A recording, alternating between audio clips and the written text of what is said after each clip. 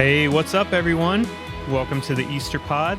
I'm your host, Corey Easterday, and on this episode, we are chatting with a very dynamic musical duo, the Talbott Brothers. Cheesy Batman and Robin references aside, the Talbott Brothers are truly incredible musicians, and I'm very grateful they were willing to come on the show.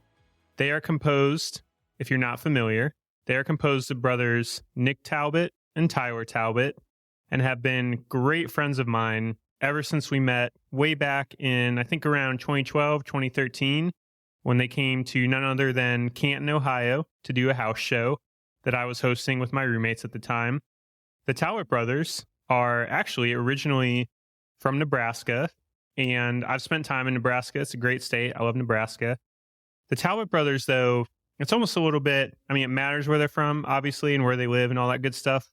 But they have been touring seemingly nonstop since I've known them. And especially in the last, I think since their album Gray came out in 2017, just constantly on the road. And they have only continued to rise in prominence with each album release, each concert they perform, and with great reason. They're amazing people, amazing musicians. Their music is really good. And it's hard to put the Talbott Brothers into one single genre because they are, I would say, fairly diverse in musical stylings. They have covered artists like Bruce Springsteen, Ray LaMontagne, Taylor Swift, all artists I love, not going to lie. And broadly speaking, I would say that if you're into anything from kind of indie folk to full-on rock and roll, they got you covered. They can do it all for the most part. They are very talented and have made a lot of great music over the years. I have so much love for these guys on a personal level, and we really dug deep in this conversation. We covered their music, but we really get into the why behind a lot of their art. And through our mutual experiences, it was one of those conversations that you have with someone, or two people in this case, where you're all really just clicking. It's almost like a spiritual experience in a way, because I think all of us, we're sitting down to record a podcast, but all of us were just, really vibing with one another and kind of on the same page. And I think we all learned a lot and took away a lot of really good stuff from the conversation we had. So, but we're just able to track like how they've grown as people and artists through the years. A lot of great, relatable wisdom and insight in this one that I'm very excited for all of you to hear. Be sure to check out our last episode with my dear friend and owner of Plant Therapy here in Charlotte, Alicia Martin. Alicia is a bona fide expert when it comes to plants and plant care. And as I talked about in the last episode, the great thing about Alicia is she can make everything she knows about plants accessible for everyone, from plant novices like me to people who are experts as well. And it was a really great conversation. Very thankful we got to have it. Speaking of great conversations, if you're new to the show, welcome. That's basically what it's all about. I know that I'm biased because it's my show, Corey Easterday, the Easter Pod, but I truly believe that each guest I've had on the show has an inspiring story that's worth sharing and can make all of us better people for having heard it. And, part of the reason I started the show, like anybody who starts a podcast, I've been thinking about this stuff a lot more because I'm getting back into that mode of, okay, I've had the show since 2020, and what's it going to be going forward? What is it? Thinking about mission and vision and all that good stuff. So I've been reflecting a lot on this. It started out, people, why are you starting podcasts? Because I know cool people. I want to have cool conversations and put it on tape. And that's a great reason, but I think the common thread over, this is episode 25, everything that we've done, is that we're covering a wide range of guests. It can feel random at times, but it's for a specific purpose. Each guest on the Easter Pod has that kind of through line and common thread that they are in some way, shape, or form living the show's mission and aspiring to engage the world around them with creativity and hope, whatever that looks like in their specific context. So if you go through any, like our episodes, social media, whatever, like I said, people from nonprofits, business leaders, musicians, artists, creatives, whatever, people that have a story worth sharing.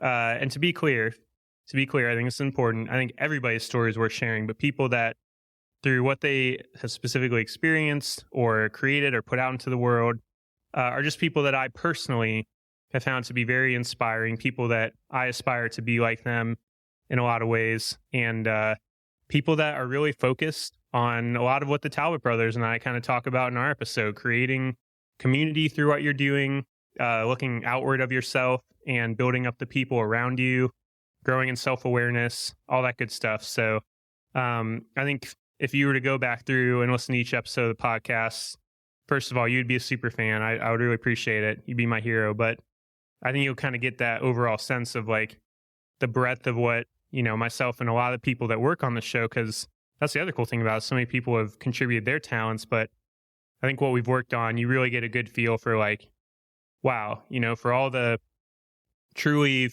terrible things that we as human beings can wrought on each other, that humanity has wrought over time, there is a really good side of that coin, and people that really are trying to make the world a better place and be loving and kind people in their immediate circle of influence, be faithful with what they have, do what they can, spread hope, all that good stuff. So that's the kind of people we have on the show up to this point. It's kind of people we're going to have going forward as we figure out a lot of the like mission and vision stuff, and it's ever evolving. Again, like the Talbott Brothers and I touch on, when you create art, it becomes very organic. It's out of your hands a little bit, takes on a life of its own. So I'm excited to see where the show continues to go. And thank you so much for listening to it.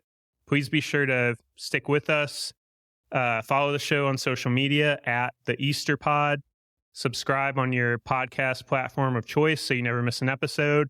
And just generally stay engaged. So before we dive in, I don't know if you can tell, but I've had a lot of coffee before recording, which isn't always a good thing, but I think today it's a great thing because I'm really feeling this episode. I'm grateful for the 6 or 7 minutes or whatever to talk to you in this intro.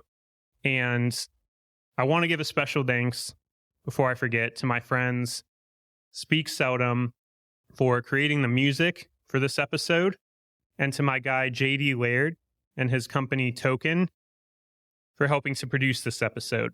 Check out Token's work by visiting tokencreative.co. Lastly, and of course, be sure to check out the Talbott Brothers and all their work on social media at Talbott Brothers, Talbott with 2 T's at the end, at Talbott Brothers. Visit thetalbottbrothers.com and listen to their music on Spotify, Apple, YouTube, wherever you get your music. Without further ado, my conversation with the Talbott Brothers.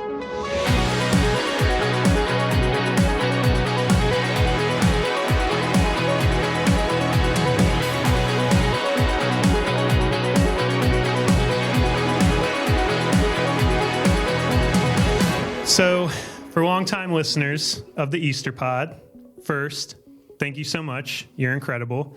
But my guest today should be pretty familiar because in past episodes, they have lended their supreme musical talents to help boost the production value and quality of the show.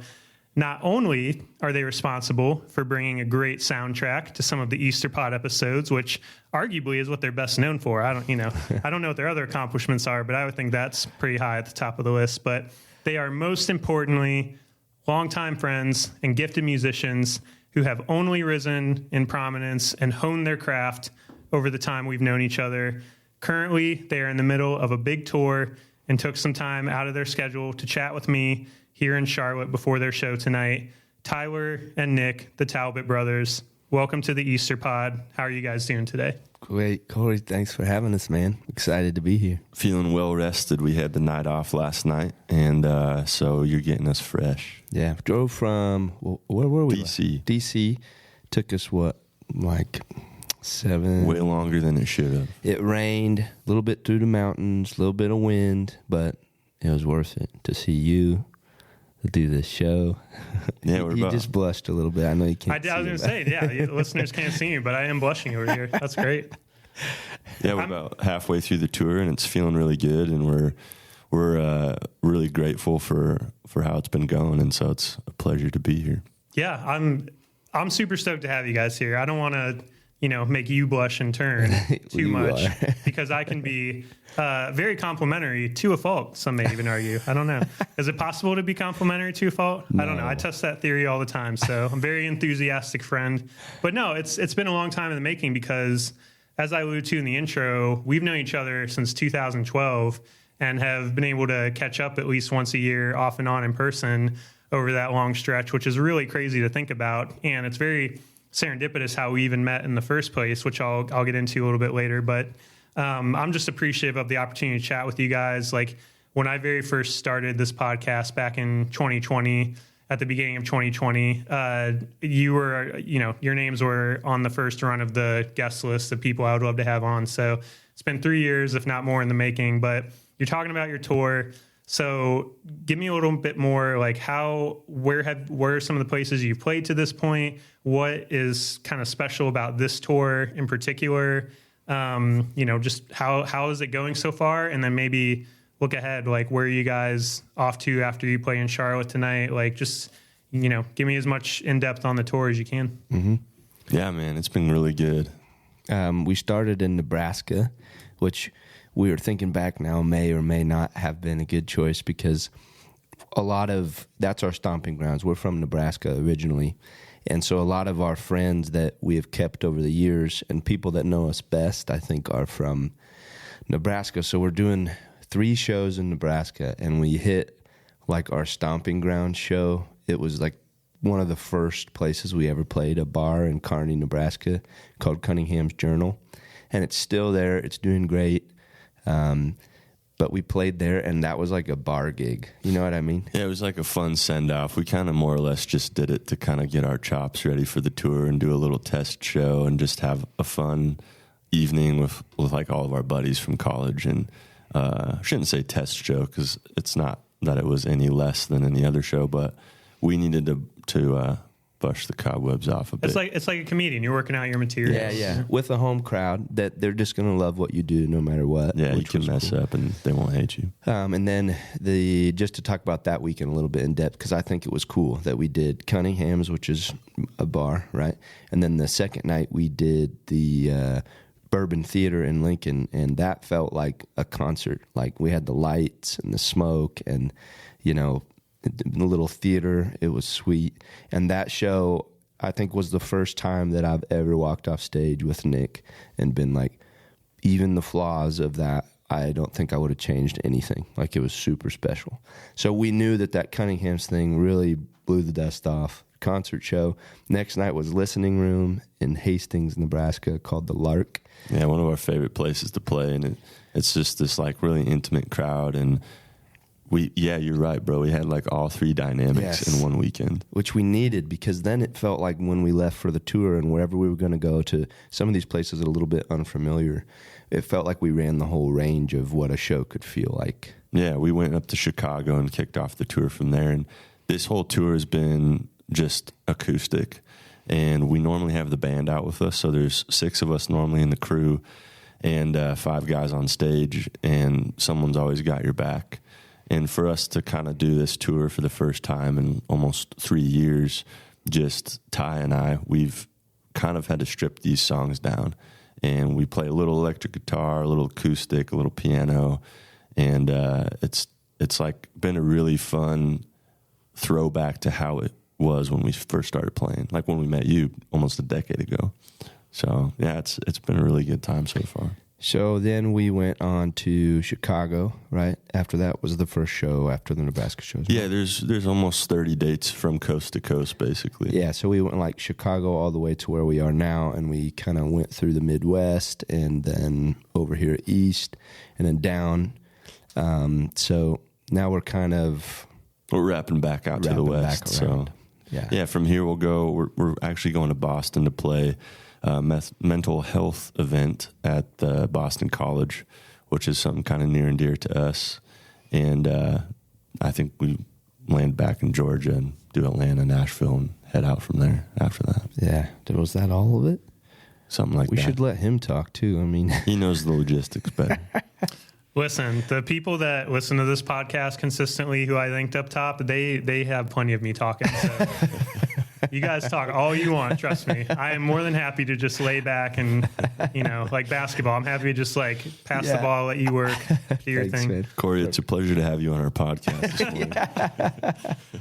Oh, we didn't know we were flipping the tables. We're going to interview you all the deep questions. Yeah. Oh snap! That would actually be kind of a wild experience if like one of the guests just completely flipped the tables and was like, interviewed you. They pull out their computer. They're like, oh no! I have a list of questions for you, Mr. Easterday.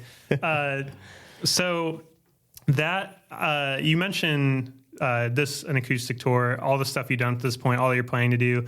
It did kind of prompt a question as you were describing everything that's happening this year with the pandemic and all of that. Like, what have your live show experiences been, if any, like just, 2020, 2021, 22, like the last 3 years, like what has that even looked like? Yeah, we did a lot of outdoor house shows. And by a lot, I mean, just more than it when we were sitting at home not doing them. Like a summer full, we basically showed up in people's backyards with a little PA system, and they invited their friends over and just had like a cooler full of drinks and barbecue, and we just play these concerts. And we actually loaded up in an Airstream in a van and drove and just like camped in the driveway and hung out. And it was one of the best experiences for just growing like our relationships with people all over the country. And now coming back and playing venues, we've seen a huge return on that because those people have just showed up and been like, oh yeah, I'm buy tickets like you played in my backyard 2 years ago. And so that's been really humbling. Yeah. No, I was just going to say that's a great observation. First of all, very innovative and creative, and not to step on our story together like too much, but basically like that is how we met. Like I was hosting a house show in Canton, Ohio. We had a mutual friend that I was going to school with who she's like, hey, you got to get my friends that are going to be coming through on this show. And I was like, oh, these guys from Nebraska want to play my little meager house show. That's awesome. But so, I mean, I know you've done a ton of them over the years, so it's kind of cool to be able to go back to some roots in that, if you will, and, build on that. That was our very first house show with you that we've ever done. Really? And it was in Ohio in the winter of 2013, I think, January or something like that. Yeah, 2012, 2013. Because you started in 2012. Yeah. Right? So. And we were doing a bunch of shows. We were living in Nebraska still, and we were making our way to the East Coast, and that show gave us a lot of life because it was just no PA system. We just sat in a living room and shared stories, and it was, at one point, everybody was singing like 15-part harmony, and yeah. That was really cool. I would say that house show tour really taught us a lot about what we were about to do this year, with the spring tour, the acoustic tour we're on now, because we realized how special it was for people to feel like they were, you're in a living room, you're sharing like these stories, and there's no backstage or anything. Like you get done playing and then you just talk to these people about their lives and all this. So we kind of took that mentality into this acoustic tour. Like if you come to one of the shows on the tour, you're going to feel like we were in your living room a little bit, without that sounding as creepy as maybe it sounded just you snuck into your house. But it feels more intimate and special. And that's what I think we were always kind of missing with the acoustic tour. It always felt like we were playing the songs with acoustic guitars. And now it feels like a completely different experience. When we got the band up there, it's definitely like a different animal. It's kind of a machine, And I don't say much, and we just fire like. It's a rock and roll show. It's a lot of lights and a lot of loud noises, and it's fun. Mm-hmm. Just a completely different experience. Yeah. So this tour has been great. We during COVID, we holed up in a studio in the woods in Oregon, and basically camped there for an entire summer and recorded this record, Letters, that we have out. And so we reimagined some of those songs acoustically for this tour. And so it was a fun challenge to even do that in the studio and then to start playing them live. Yeah, and we did a lot of writing during that time, like a ton of writing. And I think it was silver lining of that time was that we were forced to be in one place, And I had a son, and I was able to be home with him every day for like the first year of his life, which was amazing. And as scary as it all was for everybody for a lot of reasons, always try to find like a little bit of a positive thing and something like that. So we took as much good out of it as we could, and then trying to bring that into what we're doing now. It was also hard as hell, mentally especially. And we definitely struggled and definitely had to overcome a lot of demons and deal with stuff we hadn't dealt with. And I think getting to the point where we could feel like we could stand on our own feet without running around the country, using that as an excuse to kind of, be really busy and not force yourself to face the music a little bit. And so that was a good thing too that we had to do, even though it was really tough. But yeah, now we're sitting here in North Carolina with you. It's crazy. Been great.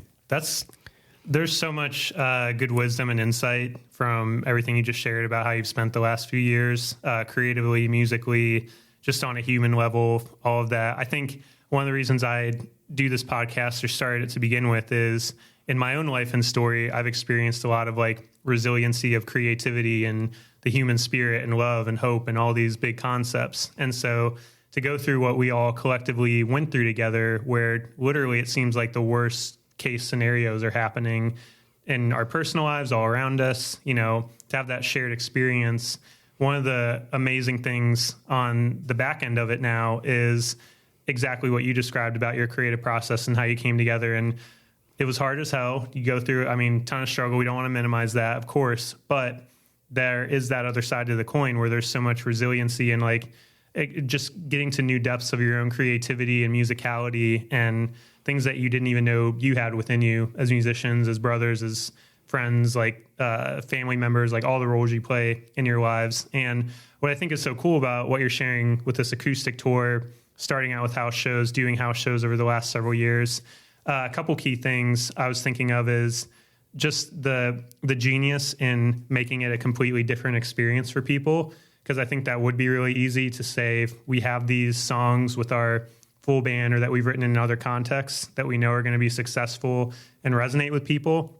But to then put all that effort into basically innovating your own work and making it into this new thing and new experience for people, I think that says a lot about your maturity and growth as musicians and people, which again, we've lived far away from each other over the time we've known each other, but I feel like I can speak into a little bit just thinking back to that first house show and how any of us that start out playing music or doing anything creative, it's so raw and it's just you're just trying to take first, those baby steps or whatever.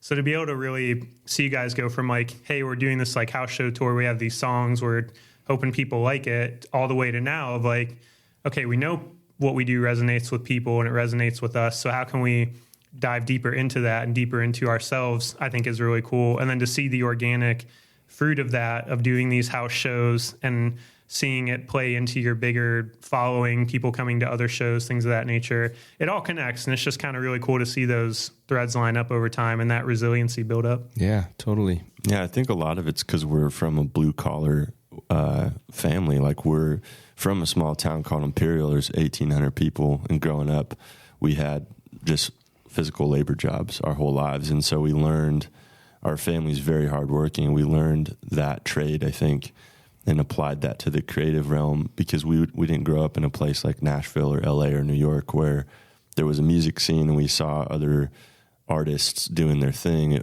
We were pretty much just kind of shooting from the hip for the first few years, trying to figure it out, getting kicked out of coffee shops because we brought a drum set in and stuff like that. As a drummer, I empathize with that completely. Do you remember that little coffee shop right on the corner in we shouldn't say the name of it maybe, but I do. We played there a lot. 100% remember. I've been there at least once or twice, Yeah. I know it well. We can't go there anymore. But anyway. It's okay. But yeah, I think having that mentality really helped us kind of grow as people and also just as an artist because we just by trade had that hunger in us. And so we were constantly pushing ourselves to do better. We'd play a show, it'd sell out. Okay, what's next? We never just kind of got to a place where it was oh yeah, okay, cool. We made it. Let's just kind of coast. And I think Ty and I as brothers, we have a dynamic where we don't let each other settle. And we have that kind of sibling rivalry thing, which helps a lot too. But getting back on the road and getting in front of people again and stuff, I think we've not felt this good, I think, since we've started. Correct me if I'm wrong. There's something going on right now with what we're doing, and I don't know if it's so much a comfortability, and I don't know if we've really unpacked it fully, but you and I have talked about it a little bit. But this is truly the first time that when we get done with the show, we're both so excited and happy about the way it felt. And kind of what I said earlier about those Nebraska shows, like even the flaws. The special thing about flaws at a show is that it makes that experience even more unique for those people. They'll say, wow, when they started singing the second verse of the song instead of the first verse, and then they stopped, and everyone knows the song that's there. It's absolutely hilarious, right? So we just start off just in the realest, funniest way. Yeah, and there's also a little added pressure now that we've never had before, because people show up and they sing along to these songs and they have our records, and there's a little bit of oh man, we got to actually be on our game. Like we can't say a word that's not actually in the song and make up a line, because they'll be like, what's wrong with you guys? Yeah. And so I actually love that. I think for me personally, I love that pressure that drives kind of that, like working well under pressure to make something good. And so that's helped. It's also fun to, Nick and I do a lot of stage banter where we're sort of picking on each other, and it's fun to do sort of some of the same banter every night, but in a different way, because it keeps it fresh for us. We have these little key jokes that we think are really funny that to pick on each other about. So we'll say those again, but almost every night it has not been the same as far as that. So that's the thing, and that's what Nick and I kind of pride ourselves on with the acoustic show especially, is whereas a lot of people I think really rehearse what they're going to say in between songs and stuff like that, Nick and I can just be ourselves for the whole time, talking like we always do. Yeah, and I think maybe that's why we feel so good walking off stage, is because there's an element of just like authenticity. Yeah. And with the band, it's pretty structured. We're wearing in-ear monitors. We got cues with the lights, and everything's kind of run like a machine. You can't really hear the crowd as much during those shows. And then with these shows, we're just pretty vulnerable on stage hanging out in a room. And so people will yell stuff, and that might change the course of a joke one night. And it just really kind of helps when people add their own humanity into what we're doing, and it just creates for even a better show. Well, I like to watch a lot of comedy.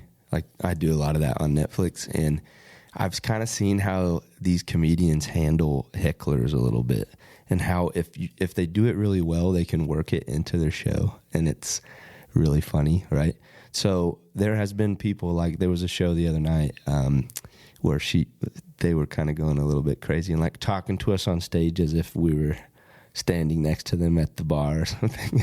And one guy was like, "What's your favorite kind of whiskey?" Just like, we're playing a show here, man. You're just asking, this ain't a Q&A, which was really funny though. But then it was really sweet, because after the show, that guy got everybody a drink, and it was cool. But I'm just saying, trying to take everything in as we go, I think has changed. Instead of trying to be so preset, yes, it's made it much more authentic, and then people feel more connected to us, and then they come back again, like for the next show and stuff. So yeah, that's something I've caught for myself attending a lot more live shows over the past year. I'm curious if it's been the same from your side of the stage, is because I grew up being like very much in the musical world, thinking as a performer, and then spending the majority of my life since about 2016 or whatever, just attending, just soaking in the music, going to shows. I found at the beginning of that, I was feeling more cynical and more looking at through the lens of my own experiences with that, and regrets or hopes or dreams or things of that nature. But after everything we just talked about, the pandemic, the last year's show, I feel like I've rediscovered music again, like in its purest form. Like I don't go to a concert now and think, oh, I see how I know what goes on behind the scenes, or I don't have any of those cynical thoughts anymore. I just have like a pure enjoyment and appreciation for what's in front of me, because it was taken away. And I learned that music especially is something I'm never going to take for granted again, or the ability to go to live shows. I'm just curious if in everything you're describing, because there's a lot to pull from what you're sharing about your experience, is that a part of it, of just a pure and simple, like, we just don't take this for granted anymore on a basic level where maybe we used to? Absolutely. I think the first show back that we played, we were just looking at each other like, how did we go without this for so long? And it was all about the community aspect of it for us, because there's the live stream thing. I think everybody got tired of Zoom pretty quick during COVID, but we did a couple of those, and it just wasn't the same. We weren't getting that interaction, and being back on the road now, it's just, we're so grateful to be where we're at. And I think taking it for granted maybe before things kind of shut down was more about just like, it just was like a normal thing. And now it kind of seems like this super, like this incredible experience that you now share with somebody. And after being isolated and everybody doing their own thing for so long, it kind of has come back around to be this really special experience that's, you're playing the same song and it's not the same every night, because you'll never hear it just like that again. From New York to LA, it's a completely different experience each night, and it's catered because those people that are there are making it that way. It's not just me and Ty. It's about where we're at. It's about how the venue's set up and what the attitude of people coming in is that night. And there's like so many factors, and we definitely took that for granted. I think we kind of treated it like a machine, and now it's more of like a canvas for art, if that's my metaphor to go with. Makes a lot of sense. We get so many stories every night from other people. So it's not like a normal situation where you're hanging out with friends and you're getting one or two or three and you're sharing, kind of like we are now. But Nick and I try to be very intentional about making our way around the room after a show. And so you're getting little stories from everyone about their life. But what you've done to these people with them, you've just run them through all of their emotions for like an hour and a half, 2 hours. Super sad, happy, having a good time, a little bit angsty. And so I feel that after the show, they're just very much like I feel it all, right? And that's what we do too every time. And it's hard sometimes to transition between those. I'd say maybe that's the most planned out part of our show, is like which song comes after which one. But we figured that out by playing them. Mm-hmm. And seeing which one felt right after, which emotion comes next. And so, yeah, we draw so much from the people after shows and things like that. Seriously, there's not even just their stories, but like, it's nice to have people kind of send something back to us and be like, that reminds me of this story. And then I feel connected to them because I'm sharing in that moment with them, and it's their own experience, which is our job, right? Yeah, and as the logistical person, Corey, on your side of things, where you've been both right and left-brained and you've lived in both realms, like I feel like that's such a unique perspective, because you can see it from both sides, and you've been on the stage, but you've been out front, and you've kind of dabbled in both realms of like the artistry piece, but then the logistical side. And I think when you mesh the two of those together, it's like a pretty incredible thing to be able to do that. Yeah, 100%. I appreciate the perspective on that. So you're turning the interview around again. We like to ask you questions. Yeah, see it. Never even see it coming. But I want to point out, I don't know if you have both ever thought of it this way, but as I'm listening to you talk, I want to kind of point out something that I think speaks broadly to like the artist's journey, regardless of what medium you're using to create. I feel like for all of us creatives, like anyone that's out there listening that has ever attempted to accomplish or create anything, I feel like there is a process we kind of go through where you're starting out, you're trying, you're very inward focused. Do people like me? Do they like what I'm creating? Like there's a lot of that going on. And what I'm hearing you describing and everything you're sharing is a very like mature outward focus that, again, is another indicator. It shows how much there's always room to improve, don't get me wrong, but it shows how much you've grown as people and musicians and artists, that now you're talking about your shows and the whole experience for yourself and the people that are listening as what are the vibes, what's the mood, what's the communal experience. So you're thinking of it from that broader, more externally focused perspective, as opposed to just the internal, like staring in the mirror all the time. Like, has that been your experience as like a creative, like going through that journey? Yeah, definitely. I think early on we tried really hard to say what we thought people wanted us to say. And the songs that we wrote, we were constantly just trying to make sure that we didn't do this or we did do that, or we used this sort of phrase or whatever it was. And I think during that time when we started writing the latest record, when we were kind of holed up at that studio in the woods, we just, for lack of better words, just decided not to give a shit. And we just dug into how we felt and got kind of selfish with our art and started to be really honest and say, you know what, if this doesn't land, at least we were speaking our truth. And I think that's when we kind of started to see things change, because people can tell when you're trying to fake it. People can see when you're trying to be real about it too. So I'm not going to speak for you on that, but that's... Yeah, I think that perspective thing is something we did a lot really early on. I mean, talking about kind of the first albums and stuff we did, we were kind of taking this mentality of we would go through something, feel like maybe we figured out the best way to handle it, and then try to deliver that to people. And the words were almost a little bit colder because it was like, hey, you should do this and this and this, right? And so that can be inspiring for people for sure. But what we've found, I think, is it is more inspiring for you to talk about the struggle with it as real as you can, as you know, use the word selfish art as you can, so that the reason that we're sharing it with people is because we know that they're going to feel it as well. You know, like when you play a song that's all, I mean, as much about us as it could be, and then after the show you've got someone coming up crying, basically being like, that has been me my whole life. It's like, that's the whole point, right? Like, why do we share it? I mean, I know we, at some point as a musician, like, you're always thinking about when you write, it's going to be, you're going to share it with someone. But what is the point? Is it just us yelling into the void, or is it like, we want people to feel like, yeah, that was me? Yeah, like everybody's less alone. Yeah. Like we're all in this together. Everybody feels every emotion at some point, even if it's a different situation or scenario. And Ty does a really good job constructing the set list every night, where he literally hits every emotion in the night.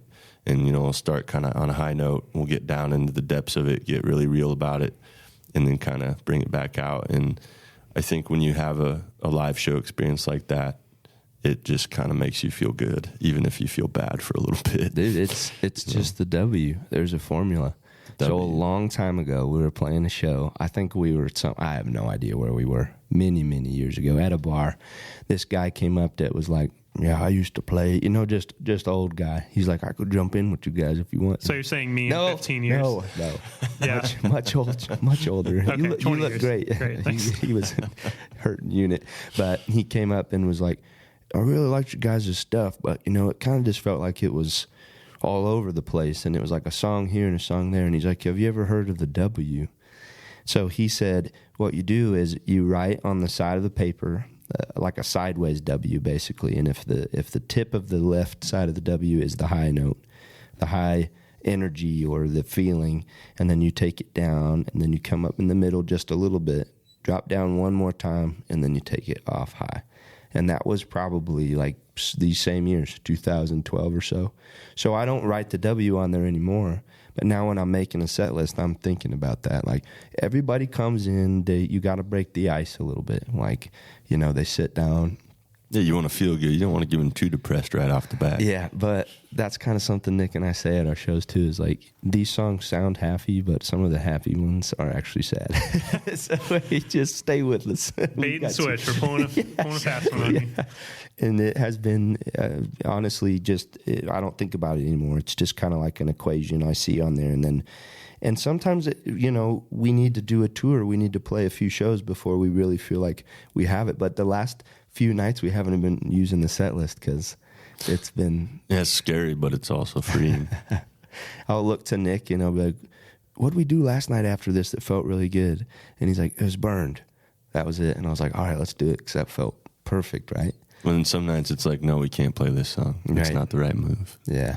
It's like holding in balance the science of it, because you're right with that W analogy. That's genius, first of all. But secondly, there is that balance of there is a planning and an intentionality to a lot of what you're doing, but then there's also the complete like organic part of it, and holding those two in balance. And the other thing I was thinking about while you're sharing through all that is like, it's funny how when we're trying really hard to resonate with people through whatever we're creating, like we're in our heads about it, is like arguably, not always, but arguably when it's maybe the least resonant. Yeah. And then when you finally are able to be authentic with yourself, and it was a book I read from Donald Miller a long time ago. I forget the exact title of it, forgive me, but he talked a lot about his whole thesis statement was like basically being the same person on the inside as you are on the outside, like being a fully integrated self, and growing in that self-awareness, that love for yourself, so that you can grow in that love and connection and awareness of others, right? It's being able to hold space for other people and not just be self-focused all the time, but in kind of marrying those two of like being willing to look inside your own self more and grow and like be honest with yourself, while also thinking about, it empowers and enables you to like be able to think about other people more in the kind of tone and vibe you're setting. But then it becomes infinitely more resonant, whatever you're creating, because all of a sudden, you are going down these specific journeys. And I forget who said this, but it's something I've held in my head for a long time. But just the idea that when you're creating, the universal is in the specific. So it's like as you're going through these specific journeys with the songs you're writing, how it has a universal resonance with people. And it's like a spectrum. You're always like, but you're trying to find that balance of like, all right, we're not just solely focused on ourselves. We're not solely focused outwardly, but we're trying to marry the two so that whether it's the scientific and the art part of it and finding balance, or the like being honest with myself and allowing that to resonate with other people. Because the other truth about art is like, even this podcast, like once you create something and put it out in the world, it's kind of no longer yours in some ways. Like it takes on a life of its own. So I don't know if you guys want to speak to any of that, but it's just things I'm observing as you're speaking about that I think apply broadly, but also are very much specific to your story. I love that. I think we just had this conversation about I loved what you said about marrying the two together. I think we, for a long time, felt like we were someone else on stage and then someone else when we were off stage. And it created a lot of chaos in both the personal and professional worlds that we lived in.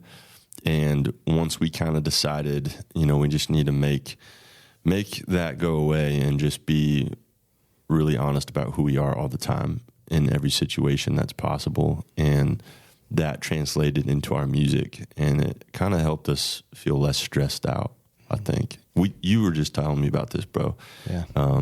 Just how you felt a lot more authentic as a person off stage. It's what you see is what you get now. Yeah. Well, I kind of started to look at this thing where like we'd get ready for a show or whatever, and I would put on almost a completely different, even like apparel. You know what I'm saying? A different style. You wore your rhinestone suit. Yeah, right. We should switch to suits. What are we doing? I don't know. Dumb and Dumber style, orange and blue. Yeah, the light blue and the light orange. Top hats. Don't get me quoting Dumb and Dumber now. We'll be here all day. Yeah, we could. You can't triple stamp a double stamp. Yeah. Sorry, I'm taking you off your train of thought. Big gulps, huh? See you later. See you later. But no, and I feel like when I started to realize that I was kind of putting on a different persona almost.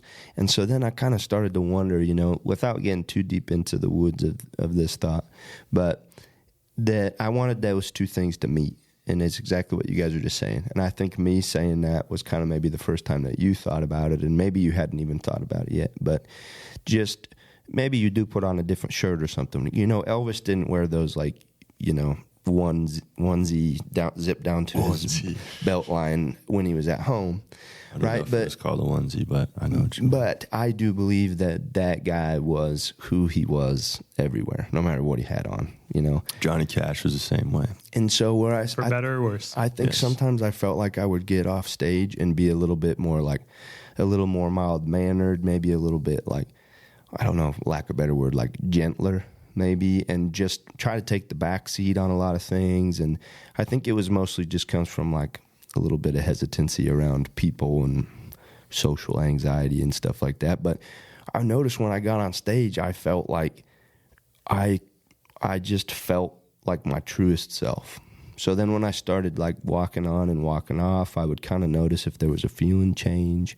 And I would say even after the shows has been way better, because for me, I think, 2-3 years ago, especially I used to get off stage and just go in the back and just like, I had to shut the whole world out, and Nick would try to help me and be like, man, we still got to do merch. We got to connect with people. So sometimes he'd go do it on his own, or we'd have somebody out there to do it for us. But once I let that go and I realized that, the show doesn't stop until we get in the van and shut the doors and start driving. And doing so much of it has made it bleed into who we actually are and everything. And now I feel like it's feels like a very like simpatico thing. Don't you? Or do you? Yeah, I feel like we're both who we are off and on stage now. Yeah. And it took a lot of time, I think, to get there, just personal growth, small town stuff. It's maybe a little bit different how we grew up, and kind of grown up with the church thing and just a bunch of different things that came in to impose a little bit of pressure. And when we kind of removed that sort of pressure and was like, well, let's just be who we are for better or worse. I love how you said that, Corey. It's just like, what you see is what you get, take it or leave it. You don't have to be liked by everybody, because you're not going to be. And you might as well just be who you are everywhere you go, because someone's still not going to like you. Yeah. Yeah, there's obviously like such thing, like pressure can be healthy in that, if you guys took the stage tonight and you just like bombed and like didn't care or whatever, that's not healthy either. Right. But you don't want to lean so far to the other side of the spectrum of like, you're always putting yourself under that pressure to perform. Ideally, it's exactly like what you guys just described. I couldn't have said it better, but just you start to feel like you're the same on stage and off stage. So there's always going to be a performance aspect to it. But the more that you can like be comfortable with yourself, and it takes a long time, takes a lot of hard work, but exactly what you're saying, like not worried about, is everybody going to like me, or not putting like you are not a commodity, you're a human being, basically. And exactly what you said, I resonate with that too of, I thought I was going to be a pastor, for crying out loud, for my career. So we're all in the same similar vein in that regard. Yeah. They had a podcast called Similar Vein. Go check it out. That was the pun. But I understand where a lot of that anxiety and that fear of performance and how people see me and what kind of facade I'm putting on, where that comes from. And it's taken me personally, like, I think about it every day to this day as like a 34-year-old, like grown man, but it's just like, it's hard to get out of that mindset of constantly feeling like you have to perform, and like trying to figure out what is my actual identity in the midst of all that. And the irony, like we've talked about in this conversation, is like it actually makes what you're doing and the performance aspect of it better when you're just starting to feel more comfortable with yourself, and you're not like letting your insecurities and other people's insecurities and all these things like just have this kind of undue power over you when you like start to feel empowered. Yeah, man, I love that identity crisis. Like that's what I think. Just picking out what you said as a little side note here, I think having an identity crisis, because making what you do who you are is a really unhealthy thing. And I think for a long time that's what we did, and especially myself, speaking more for me, it's something that when the world shut down, I was pretty confused as to who I was without being able to play and perform music, and kind of lost sight of like, who am I as a person, not just as a musician. And I think getting back to that point is like an important thing to do for everybody, no matter what you're doing, music or whatever trade you're in, not attaching yourself to that so much that it is your identity. And it's hard when there's bright lights and there's all the things that kind of play into it. But I really feel like we've worked a lot. We've done a lot of therapy and a lot of self-work over the past couple years. And, yeah. Anyway, I had to bullet point that out of what you said, because I thought that was great.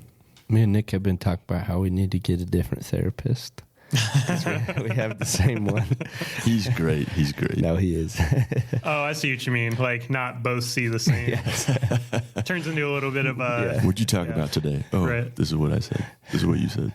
No, he's great. Yeah. Well, it's great that you both go to therapy. I mean, I go to therapy. I think that's, that's important. Like talking about the mental health stuff. I mean, it wasn't until I was much older where I realized like, oh, anxiety and trauma and depression and all these things are real and they play an oversized role in my life and my daily decisions and view of myself. Yes. And other people. Yes, same. And I think going through hardships in life, everybody has them, but those things can either make or break you or hold power over you or not. And for a long time, I feel like you can really let that happen for way too long. Yeah, and the word I was thinking of earlier as I was sharing is like freedom. I think freedom's a word. Yeah. I think finding the freedom to be yourself gives you the freedom to hold space for other people, like I was talking about, like accept other people as they are.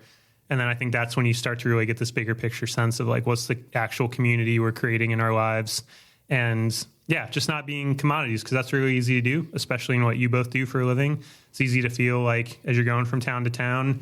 That's one thing I remember very distinctly, not just about playing music, but I've had opportunities to like speak publicly and do a lot of like public facing things. And I find myself to this day trying to like, I have to be really intentional to get myself out of the mindset of just accepting and being okay with single serving relationships and feeling that way. Just being like, oh, someone's in my, whatever, more people will come along or, I have to like be really intentional and remind myself, like, I need deep relationships. I need people that like, Megan or whoever that can like treat me authentically, that can call me on my BS, that can like, I mean, it's cliche, but it's true. Like you can't just, if all you live is in the space where people treat you like a commodity and you feel like a commodity, then you do lose like a sense of self. You do lose that and you get resentful.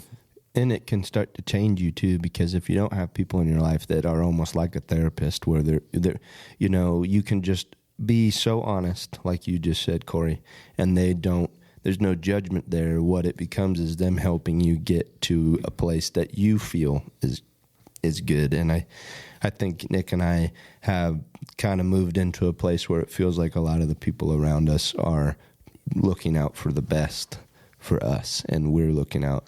Yeah, having your circle. And that's something, we struggled with that for a long time, I think. Same, I get it. We have plenty of time, but I would also be remiss if we didn't touch on a couple things. Sure. But because of what we've been speaking about, which I'm not going to lie, I really do think this about all my episodes and the guests I have on, but this conversation is one I look forward to listening back to, because it's been very life-giving just sitting here having it. So I'm excited to like hear it back and continue to take like a lot of the wisdom that you guys have shared from your own experiences and use that. But so let's take everything we just talked about, which is all super important, and the most important of anything we could talk about, I would argue, is just sharing those experiences. I want to put that for a couple minutes through the lens of like what your discography, like the music you've created leading up, because what I want to craft for people listening that maybe aren't as familiar with you both or the music you've created. We're going to promote that when we wrap up the episode, but just I want them to get a feel for what has brought you from the first album to kind of where you are today. So I would say like however you guys want to do it, but maybe take me through kind of in order the major releases, and maybe just like a minute or two, like how that release played into everything we were just talking about with growing as a musician, as a person, identity, honesty, and songwriting. Just maybe give me a little tidbit, starting with, I think Gray in 2017, was that the first major? Yeah, that was the first major. We got 3 LPs out, just the 3 full lengths, Gray, Ghost Talker, and Letters. And I think over the past probably 6 or 7 years releasing those, we've changed a lot as people. And so I think you can hear that in the music, just like any artist as they try to go through changes. But I think when we first started putting out music, when we recorded Gray, we were living in Portland, and We Got Love was kind of the song that got in a couple commercials and just kind of really helped build a little bit of a following and some notoriety and stuff. And we just talked about this the other night, but it's a song Ty just wrote just on a whim. He sat down and wrote it in a night, and it was such a simple concept of just being honest. And it was kind of one of the building blocks of like how we write songs, because just kind of went there with it. Yeah, for me, it was almost like our own version of like the time we used to work on the docks. You just got to like make it work, right? Like you're going through all these changes, And I kind of wrote the song when my wife at the time, we had moved from Nebraska to Oregon, and I was basically just trying to convince her that everything was going to be okay, you know, because that's like 20 hours from home. No family out there for either of us. But the line is kind of, we ain't got a lot, but we got love, you know. And the thing is, that sentiment of you don't have anyone else or anything else, but as long as you have each other, you're going to figure it out. She always used to say this thing to me when she was like, we're always going to figure it out. We always do. When I would come home just a wreck, stressed about something, she would calm me down and be like, we're going to figure it out. And so many people resonate with that, though, which is, I think, why the song kind of took off, was everyone knows what that feeling is like. And packed our bags and head west. Thought it might be the best thing for us, but I was thinking about me. I think this is the first time lyrically in our music that we decided we were going to be honest, even if it made us kind of sound like a jerk. And that line to me kind of does, because it's like, I told you that this is going to be the best thing for us and our family and everything. But if I really think about it, this is all I wanted, because I knew that, you know, for my dream, we had to go out there and do this. And ultimately, we did. For what we do, for Talbott Brothers, we had to go out there. It changed everything for us to go out to Oregon and play all these shows out in the Northwest and the West Coast stuff. Yeah, and it's not black and white, which is super cliche, but that is why we called that record Gray. It was because there was so many things about all those songs that we were just trying to come to terms with and write about. And it might be this concept that comes up, but it also could mean this too. And when someone else hears that, it might mean something different to them. So we were kind of moving out of the space of looking at the world as this black and white thing and moving more into the space inwardly of like, oh, okay, well, it could be this, it could be that. And so finding ourselves in the gray and finding ourselves in that space was kind of the starting point of getting really honest with our songwriting. So that's where that record was. And we toured with that record for a long time, started to build our team with it. And I think moving into the Ghost Talker realm was a little bit more rock and roll, a little bit more band stuff. Started playing with the band a lot more. And that was kind of a heavy record for us. Yeah, well, we saw from Gray that we were allowed to be a little more honest to a fault, and that it actually drew people in more.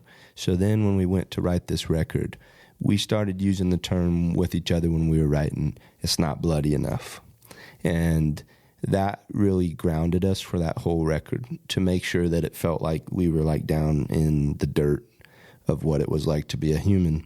And I still think even with Ghost Talker, we were still a little bit concerned with the perception of us, and rather than just being authentic. And all this being said about being authentic doesn't give you the right to be a bad human, right? Like, you don't get to just do bad things to other people. I'm like, well, hey, take me or leave me, you know?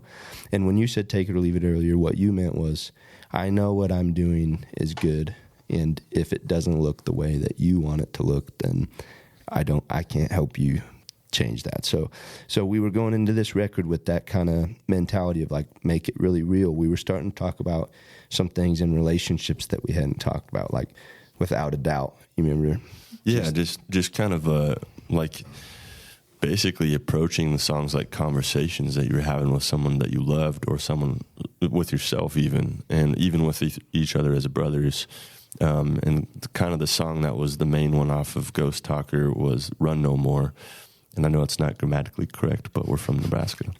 And both of our most popular songs have been grammatically incorrect. That's true. We got love. We ain't got a lot. That's right. And I don't want to run no more. I wish we could say we planned that, but we're just from a place that we didn't learn English very well. Well, that's hilarious. Well, and real quick, just to touch on both those songs, I mean, those were, you know, two of the songs that I used before in earlier episodes in the podcast. Those were the two that You gave me permission to use those. So if you're listening, Spotify or whoever, they gave me permission. But no, when you gave me permission to use it, I was stoked because those are two of the ones that you've written that have resonated with me personally a lot. So. Yeah, thanks, man. Well, that record was a special season for us because we were touring a lot at the time, still from the previous album, and we were on the road about 150, sometimes almost close to 180 days a year, which is really not a healthy thing mentally.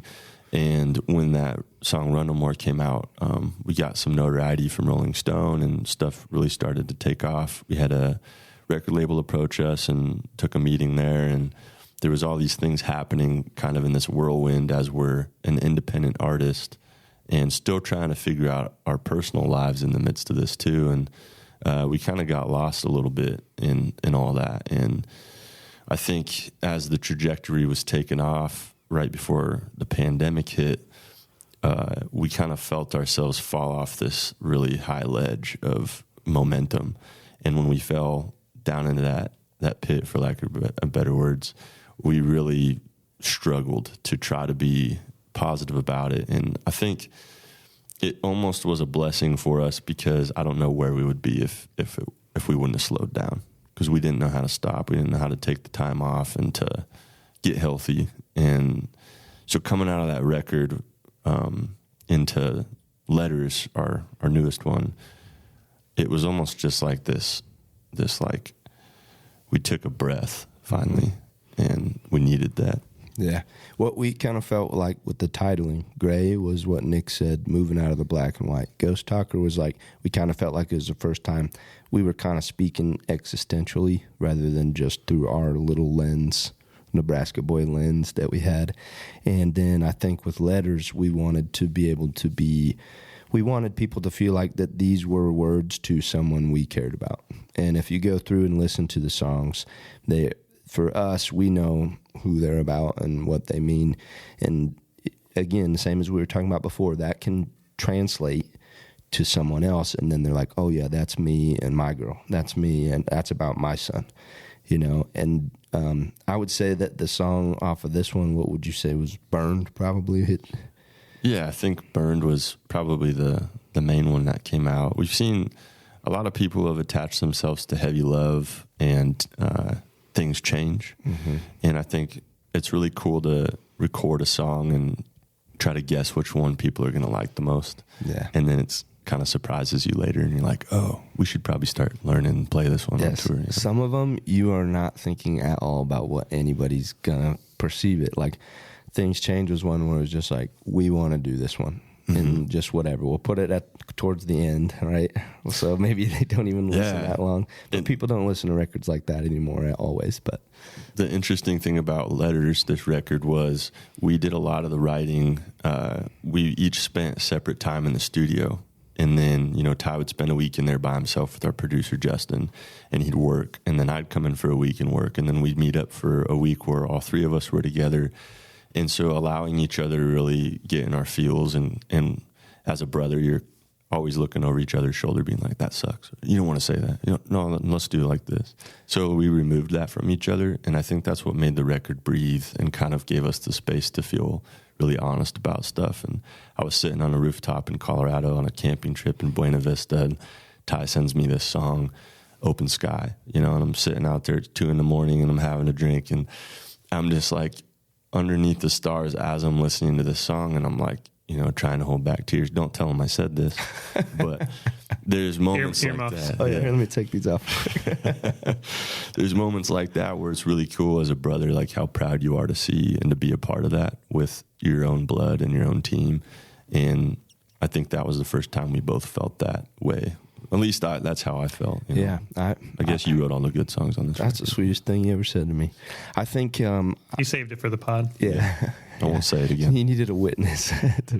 But so during kind of the height of COVID, I don't mean to keep talking about that, but Nick, what he and I do for the Talbott Brothers is very different, but we have to sometimes remind each other, like when we're worn down from what we do individually, that, I'm doing this, remember, so that you can do this and that and that. And there's sometimes we drop slack and, again, speaking for myself, dropping slack where he needs help and I could do more. And so then he picks me back up and then we keep working together. And he went to the studio the first time by himself because he was, down in the engine of the ship, throwing coal in there during the pandemic, just martyring for us, right, during that year. And I was about to have my son, so I was nervous to just stay with Talbott Brothers and try to, my role as kind of, he writes just as much as I do, but my role is kind of like the creative and the driver, like all that stuff was not, the driving especially was a huge part of my job and it wasn't there, right? You mean physically driving the vehicle? Yeah, like 6 to 8 hours a day. Well, you just like to drive because you like control. And you're better at it than all of us. We need to do another one of these. Thank you for coming to our something intervention. to unpack there. But so I'm at John Deere and went there to just kind of make ends meet for the year. And I'm working, but I flew out to record that first single, Burned, and Nick stayed in the studio all the while working on all the other stuff that we have too, and he recorded his parts. And I remember I was at John Deere when Nick sent me the song file, and I listened to it on my headphones while I was working on his tractor, and I put everything down, and I took a deep breath. I think it was the first time I had breathed in months because I was reminded damn, we can do this. We were doing this. And when this is over, we can pick up where we left off. And so it gave me a lot of hope and where I was kind of feeling like I was in some sort of prison or jail cell. Not to speak bad about working out in John Deere, but if you're doing something else, any job, and you're forced to do another one, you're going to resent it. Yeah, and I was working at UPS loading trucks at the time out in Oregon, and I think we were both sending each other just these little voice memos and music, and it was almost like we were keeping each other going. Every morning we'd send a picture of each other at work, with our headphones on, just with whatever. He'd have a big box, and I'd have a little tool or whatever, and we're this is going to be over someday. we can do it. And it was almost kind of in that record too that we were speaking to each other through these letters and to our loved ones and to everybody that was kind of in support of what we did. But I think we really got pretty bloody with it, and we went there. We both went through some hard stuff during that time. So, yeah, that's kind of the discography, right? The three. Did we make it through? You don't want to talk about the self-made records? Do we have time? We know we shouldn't. Listen, I love you guys dearly, genuinely. And if it was on my schedule, I would keep this rolling for another hour or whatever. So I'm on y'all's schedule. So. What I will say, though, is do you have anything aside from those three albums that you feel would be really important to touch on in terms of what you created that deserves a shout out? I mean, all of it does, you know what I mean? But yeah, Ty's been writing these songs that we've kind of been starting to test run a little bit, and I've been working on a little bit of stuff too. But I think we get really nervous to share something before it's in a place to really unveil because it changes so much, and then people get upset. And why didn't you play it like this? I have a recording of you from a year ago, and we're well, the song kind of changed. We did a different chorus or whatever, or we Frankensteined apart. But we did the acoustic versions of some of the songs off Letters, and that's kind of what we're touring with as the duo right now. Is that the strip from Studio Space Camp? Yeah, our buddy Kerry Samsel, phenomenal musician and just all around great guy. We kind of started out just joking around about doing some covers. We did a beautiful work cover by Kings of Leon, a Taylor Swift cover, Anti-Hero. Yes. And we got in there and big Swiftie over here. Swifties. And he was like, let's just record some of these. And so we kind of did them one take live and put them out for the tour.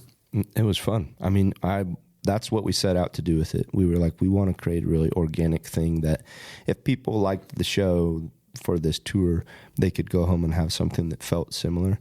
I would say that it's even a little bit different now that we've started on it and stuff, but it was great. And yeah, we've been writing a lot. There's just the other night, we were driving and I told Nick that I needed to pull over real quick because I had this idea in my head. So we had somewhere to be. It was late at night. nowhere to park, and we pull over on the side of the road, and Nick gets his guitar out, and we just kind of hash out this little motive, so at least we have that, right?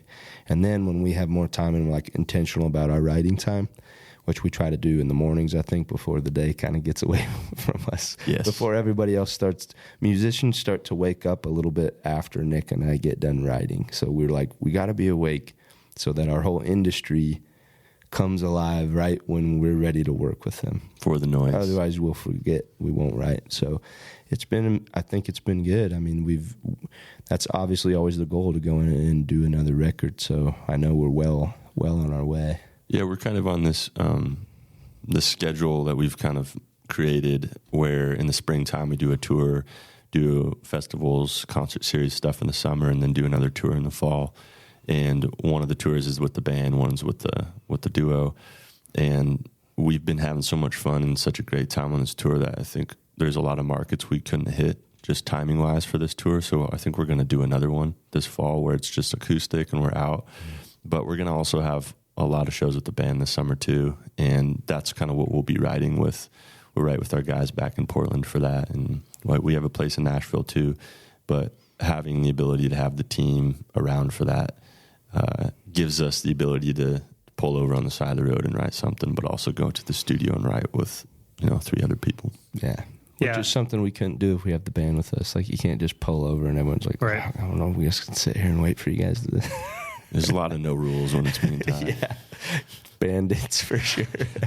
Incredible. And I mean, and Tyler, you alluded to it, but I would just encourage everybody we're going to plug it here in a second, but to go back through your catalog on Spotify, Apple, like everywhere you get music, there's more than just obviously the 3 albums. Like, you guys have released a ton of stuff, singles, self-recorded, all this kind of great stuff. So very strongly encourage everybody to go back through not just the main discography, but like all the stuff you've released. I think it's truly special. Thanks, man. And as we're kind of like wrapping up the conversation that I so deeply wish we could just have for another hour here on the podcast, because it's been so awesome. I'll just put it simply, like, what is a simple piece of encouragement, or it can be profound, whatever, that you would give to anyone listening that's like also a musician or creative or somebody that, maybe you would relate to personally? Like, what's a good piece of advice or wisdom?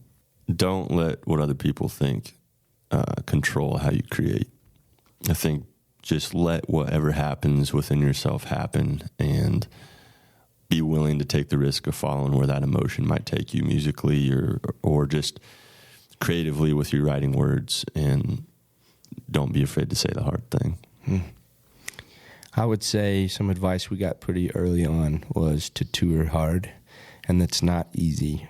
And I do believe that Nick and I were kind of in this special time right when social media started, where tour was still a huge factor and I think it is still.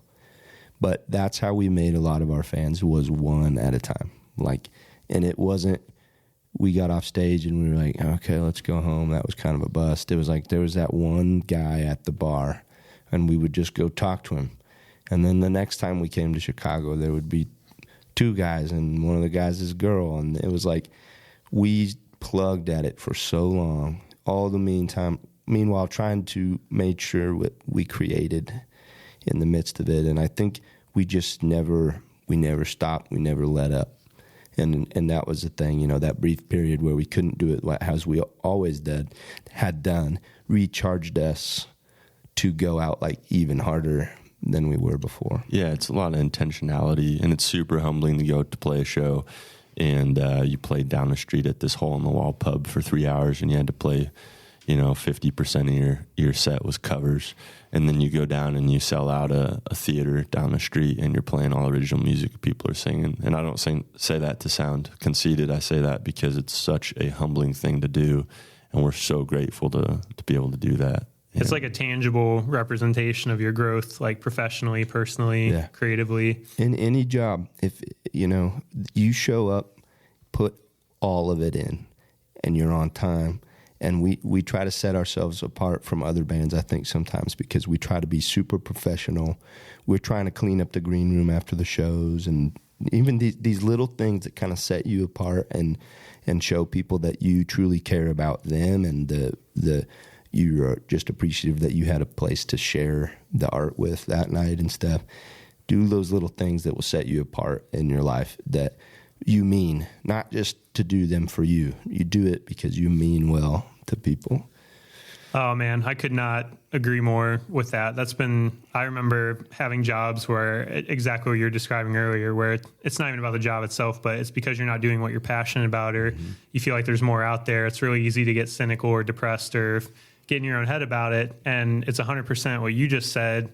And I mean, what both of you shared overall is super helpful and insightful. And I hope people take it to heart. But like that idea of doing the right thing because it's the right thing, whether people are going to see it or not, because as you build that character and build those habits, it translates when you finally are having bigger success in the things that you are passionate about and want to grow in. And I've, just in the interactions we've had over the years, I feel like I've seen that in you guys, that from day one, playing my little rinky-dink house show in Canton, Ohio, you guys have been inspirations to me of like guys that are doing things the right way and what you're doing. Of course, you have your flaws, you make mistakes, all that. We're not going to just pretend like we all don't make mistakes and screw up, but it's just the idea of the effort and the trying and the like this is important to grow in that character piece. And speaking of playing shows, Megan and I could not be more excited to see you guys play in Charlotte tonight at the Neighborhood Theater. Yes. That's going to be a great time. I like to think of myself especially, but myself and Megan as the guy at the bar that are just there automatically. You got them in the bag, and then hopefully more people start to... And it seems like that's been the case. Like just, seeing your journey, even just playing here in town, it's like, you're playing... Like every venue here is like incredible, and there's so many great memories that we've all shared at... like 2019, you guys learned a song for Megan and I's 5-year anniversary that you played. Oh, man, I shared that on social media today. I was like, oh man, this is a throwback to this. So there's a cool journey there, but it's just cool to see you guys playing what ostensibly could be like a bigger show, and just seeing that's kind of the musician's journey you've described in other cities. Like every venue is like important and plays an important piece of the puzzle, but to see like a tangible reflection of how you've grown is pretty cool. Yeah, thanks, man. Thank you so much for having us, brother. This has been so fun to talk with you, both of you. Yeah, it's good to hang. Honestly, don't be surprised if one day I just kind of move to Nashville or Portland. Come on up. Show up on your doorstep and you're like, we should have clocked that when he always was like wearing our merch when we were in town and like seemed like a super fan. Dude, I love it. I think a lot of people feel weird about that stuff. We have that conversation sometimes with people, and I'm like, man, I can't think of a better way to feel connected and to also be it just puts a lot of wind in our wings when we experience that. It's just fun to cheer people on and see people succeed. And there's a big pie. It's not a zero-sum game. Like we can all root for each other's success in that regard. Okay. So absolute last question, let you guys go, get to the venue here. But really importantly, where can people follow your work, social media, website, listen to the music, all that good promotional stuff? The TalbottBrothers.com should have a link to pretty much everywhere, but it's just at Talbott Brothers, TALBOTT, because there's a Talbott Brothers with one T, and it's a women's clothing store, and that's not us. But Instagram, TikTok, we just got TikTok, so we've been getting on there a little bit, but we're pretty busy on Instagram. We're on Facebook, Twitter, iTunes, Spotify, all the places. But the TalbottBrothers.com is the main place. Everybody go to the Talbott. It's the TalbottBrothers.com.